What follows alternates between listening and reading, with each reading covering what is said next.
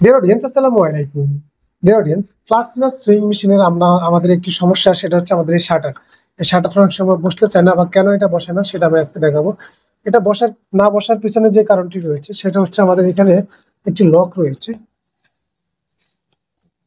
এখানে একটি লক রয়েছে, সেই লকটা আমাদের একুরেট ভাবে অ্যাডজাস্টমেন্ট না থাকার কারণে এটা সমস্যা।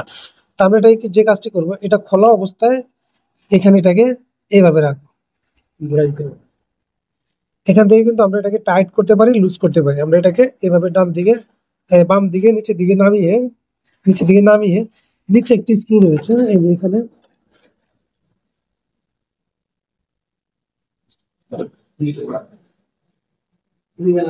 এই যে এখানে একটি স্ক্রু রয়েছে, আমরা এই স্ক্রুটাকে টাইট করে দেব।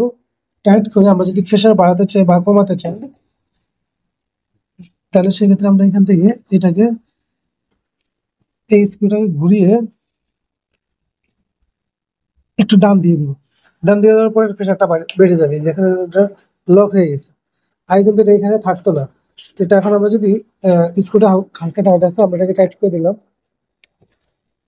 এটাকে টাইট করার পরে এখন দেখুন, আমাদের এই কাভারটা খুব ইজিলি খুলতে পারতেছি। আবার যখন উপরে আনতেছি এটা লক হয়ে যাচ্ছে।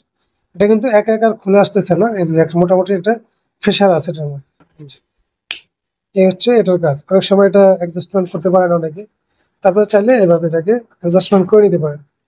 আর এখান থেকে যদি এটা ঘুরিয়ে ডান দিকে দেন, তাহলে সেক্ষেত্রে এটা প্রেশারটা একটু কমে যাবে।